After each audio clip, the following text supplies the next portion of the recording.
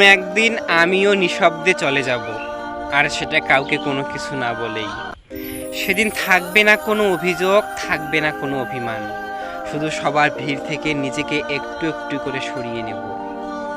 এক সময় যাদের সাথে সারা রাত কথা হতো, তারা হয়তো কখনো খেয়ালই করবে না যে মানুষটার আগের মতো নেই। সেদিন অকারণ আমার পাঠানো খুদে বার্তাগুলো থেমে যাবে, আর অকারণ ফোনগুলো আসাও বন্ধ হয়ে যাবে। তবুও কারো জীবন থেমে থাকবে না, সবাই ভালো থাকবে নিজের মতো করে। হয়তো কখনো কোনো গভীর এক রাতে কেউ কোনো পুরনো চাট খুলে হয়তো ভাববে, হঠাৎ এই মানুষটা এত চুপচাপ হয়ে গেল কেন।